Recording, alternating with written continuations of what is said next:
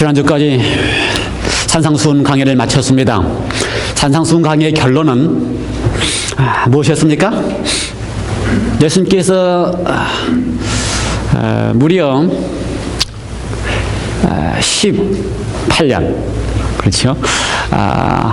12살 때에 처음으로 그분이 성전에 가셔서 하나님의 어린 양으로서의 삶을 살아야 된다는 사실을 인식하신 다음부터서 첫 설교를 준비하실 때까지 무려 18년이라는 세월 동안 준비하셨던 첫 설교, 산상수훈이라고 하는 설교를 하시면서 우리가 아시다시피 위대한 설교를 하셨는데 그 위대한 설교의 결론은 무엇이었습니까? 예, 정답입니다. 또요? 5장, 6장, 7장의 마지막 단계는 무엇입니까?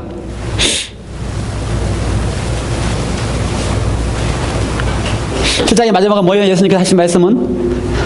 제가 너무 지난주에 설교를 너무 간단하게 해버렸나?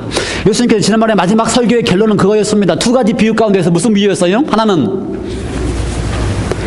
모래 위에 집을 짓는 사람하고 하나는 반석 위에 집을 짓는 사람. 그 둘 사이의 특징은 뭡니까? 행하는 사람과 행치 않는 사람입니다. 그렇죠? 행하는 사람과 행치 않는 사람이에요. 행하는 사람은 반석 위에 집을 짓고 행치 않는 사람은 어떤 사람이다? 모래 위에 집을 지어서 다 날아가고 사라지는 것이다. 예수님 말씀의 결론은 마태복음 5장, 6장, 7장 산상수훈의 말씀을 하시면서의 결론은 무엇입니까? 행하라 라는 것입니다. 행하라. 아무리 좋은 말씀을 듣고만 있으면 아무 의미가 없습니다. 또 산상수훈의 말씀을 들은 다음에는 야 그게 너무 어려워서 그게 가능하냐라고만 하고 있어도 아무 소용이 없습니다. 예수님 말씀의 핵심은 뭐라고요? 이를 행하라. 그래야면 너희가 더 어떡한다? 훨씬 더 행복할 것이라는 것입니다. 제가 그래서 지난 선교 가운데 행할 때에 예수님께서는요 행하는 것에 대하여 본을 보이셨다고 하셨습니다. 행하라고 말씀하지 아니하시고 본을 보이셨어요. 그래서 마태복음 5장, 6장, 7장에 나와 있는 산상수훈의 말씀도 그분이 그냥 설교로만 말씀하신 게 아니고 어떻게 하신 거라고요? 본을 보이신 것이라 이 말입니다. 너의 염려를 다 맡겨버리라고 하실 때 예수님께서는 그의 인생 가운데 수많은 염려를 하나님께 맡기는 경험을 하시면서 그것을 보이시면서 너의 염려를 다 맡기라고 하는 말씀하시다 이 말입니다. 여러분 예수님의 삶을 한번 생각해 보시기 바랍니다. 얼마나 염려와 걱정이 많았겠어요. 옷을 입을 것이 있었습니까? 주무실 때가 있었습니까? 그렇죠. 또 수많은 사람으로부터서 환영을 받기도 했지만 거절을 받기도 하는 삶을 하셨는데 그 모든 과정 속에서 그분이 염려를 하늘에 계신 너희 아버지께서 다 책임진다고 하는 사실을 염려를 다 맡기는 경험을 하셨기 때문에 염려를 다 맡겨라 하시는 것입니다. 그래서 산상수훈의 말씀이 우리에게 어려운 말씀으로 결론 나지 않기를 바랍니다. 그렇죠? 누가 너에게 억지로 오리를 가게 하거든 어떻게 하라고요? 심리를 가라 하는 것이 야 어떻게 그럴 수 있냐가 아니고 그렇게 해보면 더 행복하다고 하는 것을 아시기 바랍니다. 억지로 오리 가라고 할 때 그 당시에 억지로 오리 가라고 하는 일이 있었습니다. 그렇죠. 로마 군인들은요 아무나 붙잡아다가 짐을 매가지고 갈 수 있는 맥시멈이 오리였습니다. 억지로 가게 시킬 수 있었어요. 그러면 가는 동안 어떻게 해요? 그 원수가 억지로 오리를 가게 했으니 가는 동안에 그냥 이를 악물면서 오리를 가면 그것만큼 고통이 없습니다. 그런데 어떻게 하면 쉬워요? 용서하고 사랑하고 그래 나에게 짐을 맡겼지만 나는 너를 사랑하겠다. 쉽지 않을 수 있어요. 그러나 어떻게 한다고요? 하나님의 능력을 체험하면서 하나님께 의지하면서 하나님 어려운데 도와달라고 하면서 어떻게 도와달라고요? 억지로 가는 거 힘든데 가게끔 해달라는 게 아니고 지금 내 속에 있는 이 분과 화를 좀 제거하면서 사랑하는 마음으로 가게 해달라고 하면요 하나님의 능력으로 심리를 가도 행복하다 이 말입니다. 그러므로 하나님께서 예수님께서 하신 이 설교의 말씀이 어려운 말씀이 아니라는 사실을 기억하시기 바랍니다. 원수를 사랑하라. 쉽지 않지요. 예수님께 설교하실 때에 원수를 사랑하는 말씀이 쉽지 않지요. 그러나 예수님은 원수를 사랑해 보았더니 그게 훨씬 더 행복하다는 사실을 아시기 때문에 어떻게 해요? 원수를 사랑하라고 하시는 것입니다. 예수님이요 얼마나 힘든 삶을 사시는지 아십니까? 어릴 때부터서 성경 가운데 보면은요 예수님의 배다른 형제가 꽤 있었습니다. 배다른 형제. 그리고 또 배다른 누이도 있었습니다. 그리고 예수님이 다 형들이 있었기 때문에 그 배다른 형제 가운데서 살고 있는 것이 쉽지가 않았습니다. 어쩌면 원수처럼 느껴지는 상황이 생겼다 이 말입니다. 그럴 때 어떻게 하신다고요? 그걸 사랑해 보는 경험을 하셨기 때문에 그게 더 행복하다는 사실을 아는 거예요. 여러분, 우리 살면서 우리를 어렵게 하는 일이 많이 있을 것입니다. 그렇죠? 우리에게 상처 주는 일이 있을 것입니다. 그럼에도 불구하고 예수님의 말씀은 그들을 사랑하는 편이 더 훨씬 낫다 이 말입니다. 원수 지고 살아가 보세요. 그게 행복한가? 원수 지고 지내보세요. 그게 행복한가? 훨씬 더 불행해요. 훨씬 더 힘들어요. 이를 악물고 한번 지내보세요. 얼마나 힘든가 그것이. 그러기 때문에 어떻게 하라고요? 자, 사랑하라고 하시는 것입니다. 안 되면 기도하시기 바랍니다. 안 되면 매달리시기 바랍니다. 예수님도 그래서 어떻게 하셨다고요? 예수님이 기록 가운데 가장 많은 기록 가운데 뭐라고 하셨는지 아세요? 밤이 맞도록 기도하셨더라. 그게 비결이었어요. 그게 비결이었어요. 안 되면 어떻게 하면 된다고요? 안 되면 좌절할 게 아니고 밤이 맞도록 기도하시면서 원수가 사랑하게 되도록 하나님의 능력을 강구하시고 매달려 보시라 이 말입니다. 그게 더 행복하다는 사실 경험해 보시라 이 말입니다. 그래서 산상수훈의 결론은 이를 행하라. 이를 행하라. 비판하지 말라 하시는 말씀을 할 때에 우리의 입에서 쉽게 남에 대한 판단이 나오고 남에 대한 이해가 나오기 쉬운 우리의 입술을 좀 하나님의 능력으로 막아보시기 바랍니다. 그게 훨씬 더 행복한 경험을 하시기 바랍니다. 산상수훈에서 하실 말씀이 참 많이 했겠죠, 예수님께서. 오늘은 첫 안식이기 때문에 요한복음 1, 2, 3장을 우리가 예기로 했기 때문에 요한 1, 2, 3서를 예기로 했기 때문에 요한 3서에 나와 있는 말씀이 총 주제입니다. 요한 3서 2절. 요한 3서는 한 장밖에 없습니다. 그러나 66권 중에 한 권입니다. 성경 66권 중에 한 권. 여러분 요한 3서 다 외우신 다음에 내가 성경 66권 중에 한 권을 외웠다라고 얘기하셔도 틀린 말이 아닙니다. 그렇죠? 그러니까 66권 중에 한 권 외우시니까 이제 몇 권만 나오면 돼요? 65권만 외우면 돼요. 그러니 요한 3서는 꼭 외우시기 바랍니다. 그 다음에 요한 1, 2, 3서를 다 외우면 66권 중에 몇 권을 외운 거예요? 3권을 외운 겁니다. 그러니까 앞으로 60 몇 권만 외우면 됩니까? 63권만 외우면 됩니다. 그러니까 이번 기회에 요한 1, 2, 3서를 외우셔서 성경에 내가 성경 66권 가운데 3권을 외웠다는 이야기를 하시기 바랍니다. 박사님 하시겠죠? 대단합니다. 하나님의 은혜가 말씀을 외우면서 우리에게 충분하게 임하시기를 간절히 기원합니다. 요한 3서 2절에 보면요 어떻게 되어 있어요? 혹시 안 외웠더라도 지금 다 외울 수 있습니다. 아주 좋은 말씀이기 때문에, 많이 들어본 말씀이기 때문에 한번 같이 한번 해볼까요? 사랑하는 자여 하겠습니다. 시작. 사랑하는 자여, 내 영혼이 잘됨 같이 내가 범사에 잘되고 강건하기를 내가 간구하노라. 다시 한번 해볼까요? 사랑하는 자여, 내 영혼이 잘됨 같이 내가 범사에 잘되고 내가 강건하기를 내가 간구하노라. 얼마나 멋있는 표현입니까? 이거 정말 신년에 새해 1월 1일에 새해 복 많이 받으세요라는 말보다 하나님의 말씀 가운데 정말 가장 강력하게 축복하는 말씀이 요한 3서 2절의 말씀입니다. 자, 그래서 여러분에게 다 카톡으로 이 말씀을 드렸습니다. 새해 복 많이 받으세요라고 하는 상투적인 이야기보다 하나님께서 약속하신 무슨 복이요? 범사에 잘 되는 복이, 범사에 잘 된다고 하는 이야기가 사자 한자로 무슨 말인지 아십니까? 만사형통. 제 설교 제목입니다. 만사형통, 범사에 잘 되라고 하는 이 아름다운 이야기가 하나님의 약속 속에 거기 들어있습니다. 사랑하는 자여, 내 영혼이 잘됨 같이 내가 범사에 잘되고 만사형통하고 강건하기를 내가 간구하노라. 하나님 앞에 기도하면서 우리 사랑하는 올림피아 모든 성도들의 삶 속에 무엇보다 먼저 영혼이 잘된다. 영혼이 잘된다 하는 이야기는요, 우리의 삶에 무엇보다 먼저 신앙 안에서 영적인 삶 안에서 하나님과의 관계 속에서 먼저 잘 되는 경험이 있기를 간절히 바랍니다.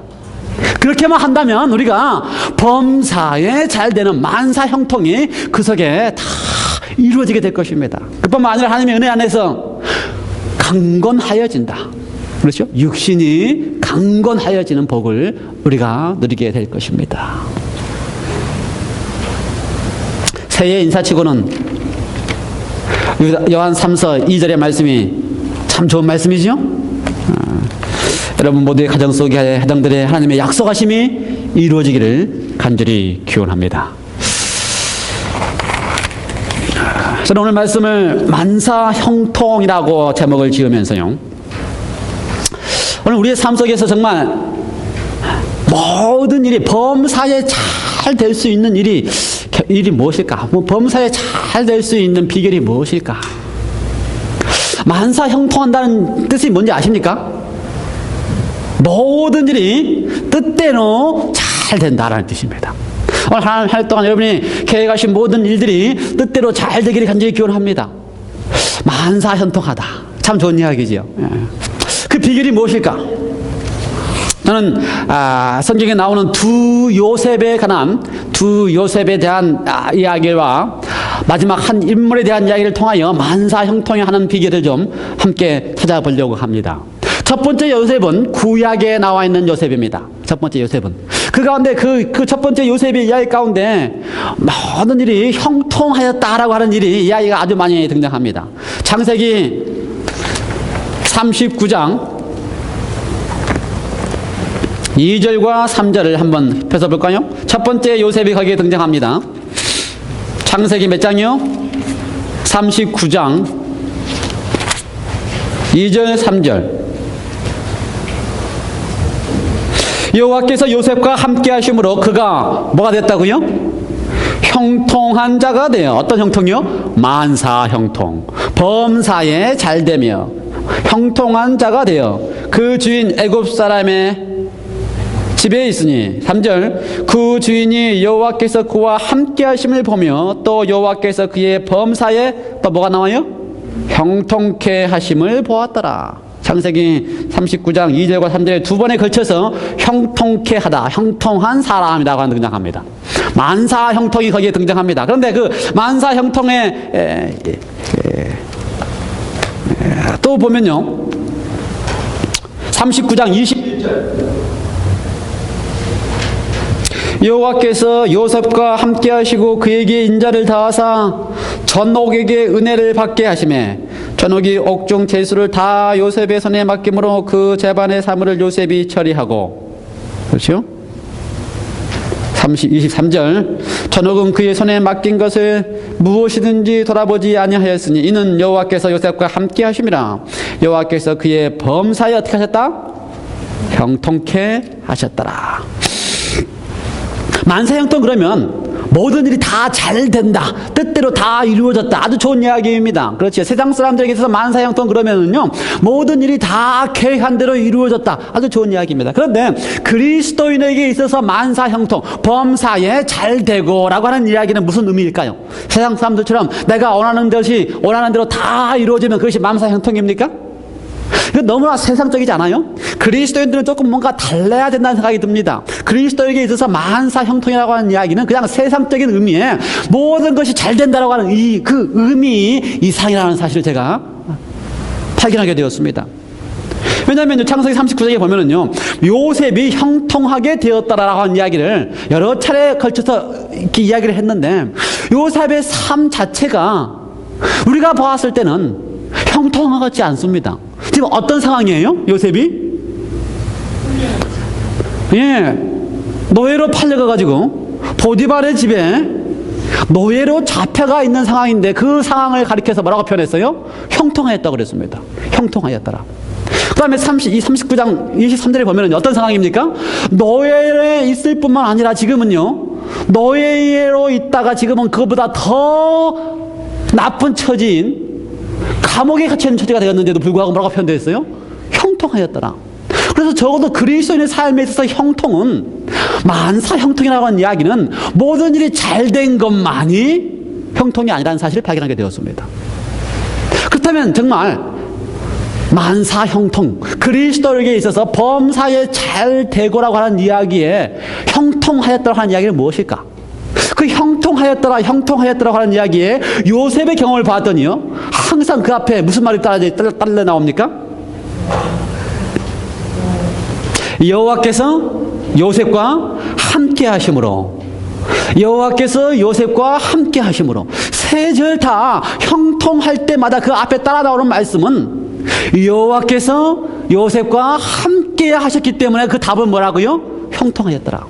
그래서 가만히 보니까 그리스도인에게 있어서 만사 형통은, 그리스도인에게 있어서 범사에 잘 된다고 하는 이야기는 그 답이 무엇이에요? 하나님께서, 여호와께서 그와 함께 하실 때, 함께가 답이라는 사실을 발견하게 되었습니다. 함께 하는 경험을 하면 그가 어떡하다? 형통하다. 그의 형편이 어떠한 처지에 놓여있다 할지라도 하나님이 나와 함께 하신다는 사실을 알고 있는 사람은 어떤 사람이다? 형통한 사람이다.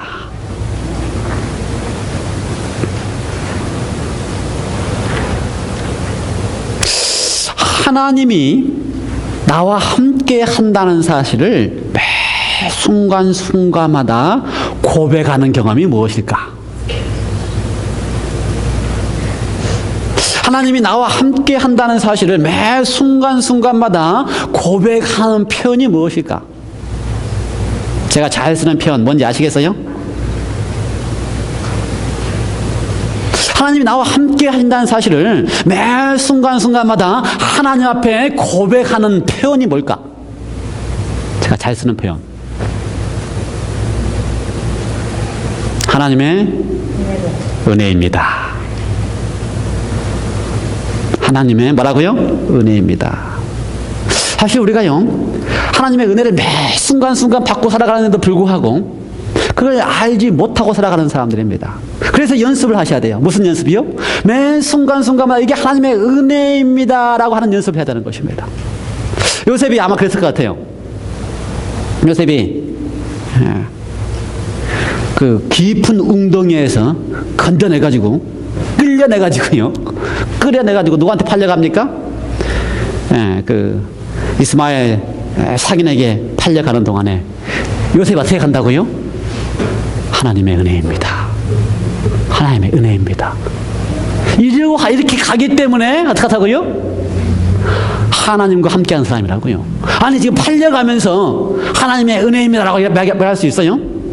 예, 사실 엄밀하게 따져보면 팔려가는 그 순간에도 그게 하나님의 은혜입니다. 왜요?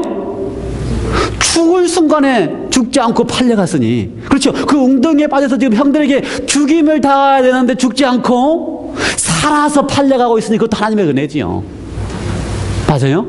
가만히 보니까는요, 하나님의 은혜였더라고요. 팔려간 것도. 안 죽고 살아서 팔려갔어요. 하나님의 은혜지요. 그 다음에 그 팔려가서 수많은 그 어디로, 그 노예가 어디로 팔려갈지 몰라요. 그렇죠. 애굽으로 팔려갈지, 그 당시 바벨론이 있었나? 바벨론으로 팔려갈지, 어디로 팔려갈지 모르는데 성경의 그림의 기록에 의하면은 시위 대장 보디발에게 팔렸다. 그것도 은혜예요. 그것도 은혜. 그렇죠. 애굽에 수많은 사람들이 있는데, 그렇죠. 어떤 사람에게 팔릴지 모르는데 성경의 기록에 의하면 시위 대장 보디발에게 팔렸다. 그러니 요셉이 노예로서 딱 서 있는데, 그렇죠. 옷을 다 벗겨가지고 아마 사사슬에 묶여서 서 있는데 수많은 사람들이 노예를 살려고 하는데 그 가운데 특별히 누가 사요? 시위 대장처럼 머리에서 잘 입고 있는 그 보디발이 자기를 사갈 때에 뭐라 그랬을까요? 이것도 하나님의 은혜입니다. 이것도 하나님의 은혜입니다. 왜요? 그의 삶 속에서 매 순간순간마다 하나님이 그와 함께 한다는 사실을 잊어버리지 않고, 그래 하나님은 나와 함께 한다는 사실을 매일 고백하는 고백이 뭐예요? 어떤 처지에 놓인다 할지라도, 어떤 상황에 놓인다 할지라도 이건 하나님의 은혜입니다. 이건 하나님의 은혜입니다. 이렇게 살아가기 때문에 하나님이 그와 함께 하신다는 것입니다. 그런데 우리는요, 성경을 보기 때문에 그 구비를 다 우리는 이미 알고 있기 때문에 그게 정말 하나님의 은혜라는 사실을 알아요. 시위대장 포디발의 집에 팔려간 건 하나님의 은혜지요. 그렇죠. 그러니 총리 대신이 될 수 있는 가능성이 훨씬 더 많아지지 않았어요. 그게 다 하나님이 교육시키는 하나님의 방법으로 하나의 은혜지요. 애굽의 가운데서 그 애굽을 가장 잘할 수 있는 비결이 뭡니까? 시위대장 집에 있으면 애굽을 잘할 수 있지 않겠어요? 그러니 우리는 우리의 삶의 과거, 미래를 알지 못한다 할지라도, 우리가 앞에 어떻게 직면한지 알지 못한다 할지라도 잊어버리지 않아야 될 것이 하나 있다면, 만사 형통의 비결에 잃어버리지 않아야 될 것이 하나 있다면 내가 어떤 상황에 놓여 있다 할지라도 하나님이 나와 함께 하신다는 사실을 잊어버리지 않으면 그것이 하나님의 은혜라는 사실을 우리가 고백할 수 있다는 것입니다. 하나님의 은혜입니다. 하나님의 은혜입니다. 오늘 한 해 동안 우리의 삶의 경험에서 어떤 상황에 있다 할지라도 하나님이 나와 함께 하심을 잃어버리지 않으면서 하나님의 은혜임을 고백하시기 바랍니다. 노예보다 더 참혹한 감옥에 들어가는 것도 보니까 하나님의 은혜더라고요. 하나님의 은혜예요. 그렇죠? 아니, 보디발이 요셉을 감옥에 집어넣을 때에 화가 단단해서 감옥에 집어넣을 때에 넣을 수 있는 감옥이 막 있는데 어떤 감옥에 간지 아세요? 한예의 표현에 의하면 어떤 감옥인지 아세요? 왕의 죄수들이 있는 감옥에 들어갔다고 표현되어 있어요. 왕의 죄인들이. 그러니 하나님의 은혜죠. 그렇죠. 감옥에. 그러니까 아마 자기가 지금 억울해서 지금 지금 뭡니까? 완전히 지금 이렇게 누명을 씌워가지고 감옥에 들어갔지만 그 상황에서 노예는 원망하거나 요셉은 원망하거나 불평하지 아니하고 하나님의 은혜입니다. 하나님의 은혜입니다. 왜요? 이곳에서도 하나님이 나와 함께 하실 것을 믿기 때문에 하나님의 은혜입니다. 여러분, 믿음이라고 하는 것은요, 하나님이 나와 함께 하신다는 사실을 끝까지 어떤 상황에 놓인다 할지라도 끝까지 붙잡을 수 있는 게 믿음입니다. 그렇죠? 어떤 상황에 놓인다 할지라도 더 악한 상황, 더 어려운 상황, 더 힘든 상황에 놓인다 할지라도 하나님이 나와 함께 한다는 사실을 끝까지 붙잡는 게 뭐라고요? 믿음이라는 것입니다. 그럴 때에 비로소 어떻게 한다고요? 그런 상황에서도 하나님의 은혜입니다라고 하는 것이 고백될 수 있는 것입니다. 그것이 바로 그리스도인의 만사형통입니다. 세상처럼 잘 되는 게 만사형통이 아니고 어떤 그리스도인의 만사형통은 어떤 거라고요? 어떤 상황 속에서도 하나님이 나와 함께 하심을 끝까지 믿을 수 있는 것이야말로 그리스도인의 만사형통이다. 두 번째 인물, 두 번째 요셉을 보겠습니다. 두 번째 요셉. 누가복음 2장. 누가복음 2장 41절부터 51절에 있는 이야기입니다. 누가복음 2장 41절부터 51절의 이야기는요, 예수님께서 12살이 되어서 처음으로 그 당시에 유대인들에게서 12살이 되면요, 하나님의 아들이라는 칭호를 얻을 수 있습니다. 드디어 율법의 아들, 드디어 이제 하나님 백성 가운데서 특별한 드디어 인정을 받는 시기가 바로 12살입니다. 그래서 예수님께서 12살 때에 처음으로 유월절 절기 때, 유월절 다음에 뭡니까? 무교절 시작하고 그 다음에 요제절, 그렇죠? 일주일 동안 절기가 될 때는 이 절기에 마리아와 요셉과 더불어서 예루살렘 성전으로 가는 장면이 누가복음 2장 41절부터 50절에 나오는 이야기입니다. 근데 여기에 두 번째 요셉이 등장합니다. 어떤 요셉이요? 두 번째 나오는 요셉은 어떤 요셉입니까? 이 장면에서. 예수님의 누구요? 아버지 요셉입니다. 예, 아버지 요셉. 예수님 아버지 요셉에 대한 이야기는 많이 나와 있지 않기 때문에 제가 지금 여기서 딱 보고 느낀 점에 대한 이야기만 좀 드리겠습니다. 요셉의 아버지가 지금 어떤 장면이냐면요, 조금 더 들어가면요, 지금 이 유월절에 예수님과 함께 다 와가지고 처음으로 예수님도 유월절에 오시고요, 그 다음에 아버지와 요셉과 마리아도 함께 오시고요, 유월절부터 절기를 지키는데 유대인들은 대부분의 절기를 유월절, 그 다음에 무교절, 그 다음에 3일째 되는 요제절, 무교절은 일주일이기 때문에 거의 며칠 동안 예루살렘 성전에 와 있어요. 한 주일 동안 성전에 와 있습니다. 그리고 나서 유월절, 무교절이 다 마지막 마치면 한 주일이 지난 다음에 집으로 돌아갑니다. 돌아가는 길에 예수님의 어머니와 아버지 요셉이 갔습니다. 집으로 돌아갔습니다. 그런데 한나절 동안, 그렇지, 하루 동안 예수님이 당연히 자기들과 함께 돌아가는지 알고서 가셨습니다. 그리고 밤이 돼서 이제 다시 심지어 표현에 의하면요, 유대인의 전통에 의하면 이렇게 남자들은 남자들끼리, 여자들은 여자들끼리 이렇게 어울려서 돌아갑니다. 자기 집안, 자기 지역 이렇게 어울려서. 그래서 어머니 마리아와 요셉이 따로따로 이렇게 가고 있었고요. 그러니 마리아도 요셉하고 같이 가고 있겠구나, 요셉도 마리아하고 같이 가고 있구나, 이렇게 생각하고 있다가 이제 밤이 돼가지고 가족이 모여서 보니까 누가 안 보여요? 예수가 아들 예수가 안 보이는 장면이 지금 이 장면입니다. 두 번째 요셉은요, 그의 인생에서 가장 뭐라 그럴까요? 가장 힘든 시기를 보냈던 요셉입니다. 그거는 바로 사랑하는 아들 예수를 잃어버렸다는 고난이었습니다. 가끔 저는 요즘도 꿈을 꾸는데요, 가끔씩 이렇게 막내딸을 잊어버리는 꿈을 꿉니다. 막내딸이 이렇게 가다가 이렇게 잊어버리거나 또는 이렇게 동물이 물고 가거나 그러면요 소스라치게 놀라서 탑에서 깹니다. 그 다음에는 잠이 안 와요. 여러분 가끔씩 그런 거 하시지요? 하긴 여러분들은 이제 다 저같이 늑덩이가 없으니까 그런 걱정 안 하실지 모르지만 지금도 가끔씩 그래요. 그만큼 그 꿈이 얼마나 그냥 생생하고 그냥 충격적이어서 그냥 잠을 못 들이는. 근데 지금 예수님의 아버지 요셉은 예수를 잃어버렸다는 사실을 발견한 그 상황이 가장 충격적인, 인생에서 가장 고통스러운 순간이었습니다. 예수를 잊어버렸다. 성경에 필요하면 그것이 사흘이라고 그랬습니다. 사흘. 그러니까요, 돌아가기 시작한 첫날 하루 종일 따라따라 가다가 그날 밤에 딱 발견한 그날 첫날, 다음에 예수를 찾기 위해 다음날 온종일 돌아다니면서 어떻게 해요? 온종일 돌아다니면서 다시 찾다가 어디까지 옵니까? 에루살렘까지 돌아오고, 그 다음에 사흘째 되는 날 에루살렘에서 예수님을 만나는 장면입니다. 그렇게 해서 3일이에요. 그러니까 실제 시간으로 따지면 뭐 한 24시간에서 며칠간 더 지나는 그 짧은 기간이지만 그 기간이야말로 가장 참혹하고 가장 힘든 기간이었습니다. 두 번째 요셉에게 있어서.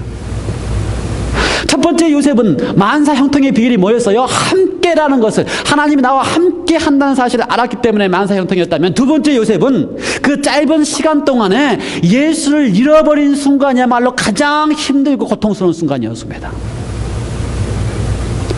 우리의 인생에서 예수 없는 인생이야말로 가장 힘들고 고통스러운 삶이라는 사실 여러분 아시기 바랍니다. 여기 보면요, 예수를 잃어버린 이유 중에 하나가 44절에 동행 중에 있는 줄 생각하고, 그렇게 표현했습니다. 동행 중에 있는 줄 생각하고. 그 말은 무슨 말이에요? 어디 함께 가는 곳에 예수 있겠지, 이렇게 생각했다 이 말입니다. 지금 내가 가고 있는 곳에 아마 엄마하고 같이 있겠지, 아니 지금 가고 있는데 옆에 있는 친구들하고 같이 가고 있겠지, 이렇게 생각하면서 가고 있었다 이 말입니다. 다시 말해서 그 예수가 나와 함께 있는 예수가 아니고, 그래 옆에 가고 어디 있겠지라고 하면서 갔다 이 말입니다. 그 예수가 자기의 예수가 아니고 함께 가고 있는 예수 속에 있는 예수가 있을 거라고 생각했다 이 말입니다. 여러분, 우리 속에 내 예수가 있습니까? 나의 예수가 있습니까? 아니면 교회에 있는 예수가 있습니까? 여러분의 삶 속에 내 개인적인 내 마음속에 예수가 있습니까? 아니면 안식교회 안식 아침에 참석하고 있으니까 내가 예수가 내 속에 있다고 이렇게 느끼고 살아가고 있습니까? 요셉은 동행 속에 예수가 있기 때문에 자기에게 예수가 있다고 생각했습니다. 내가 교회를 나가고 다니고 있기 때문에 내 속에 예수가 있느냐? 내가 그저 안식일 교인이기 때문에 평생을 안식일 교인으로 살아왔기 때문에 내 속에 예수가 있느냐? 동행 속에 예수가 있는 줄 알고, 여러분의 삶 속에서 예수가 내 속에, 내 마음속에 가장 귀중한 분으로 자리 잡게 되시기 바랍니다. 그저 교회 속에 있는 예수가 아니고. 가장 큰 이유가 그것이었어요. 두 번째 이유는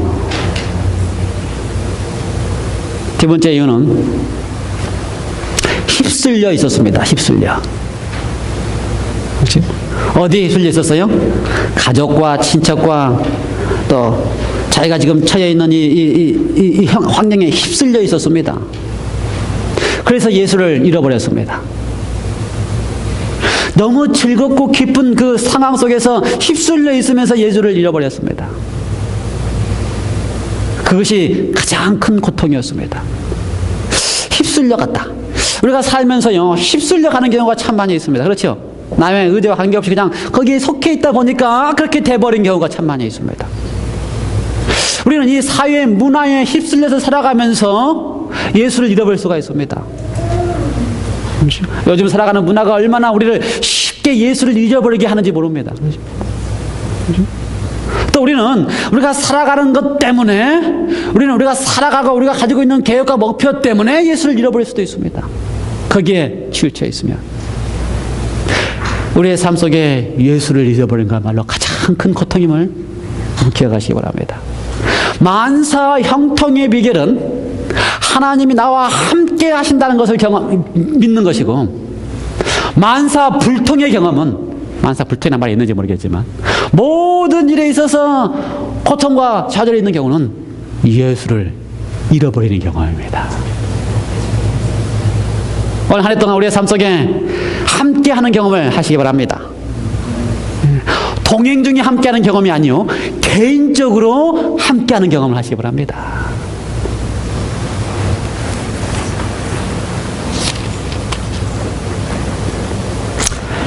마지막으로 우리의 삶에 진짜 본받아야 될 예수님에 대한 이야기를 하겠습니다. 누가복음 2장 21절에 보면, 2장 41절부터 있는 예수님에 대한 이야기를 보면은요, 12살의 예수님이십니다. 근데 12살의 예수님이 그 처음으로 성전에 가서 그의 인생에 처음으로 자기 자신이 드디어 하나님의 아들로서 이제 온 인류의 죄를 위하여 어린 양이 죽는 것처럼 자신이 온 인류의 죄를 대신해서 죽는다는 사실을 실제적으로 눈으로 목격하고 보면서 깨달은 때입니다. 인생의 대단한 전환을 이루는 때입니다. 그 인생의 대단한 전환을 이룰 수 있었던 비결이 무엇일까?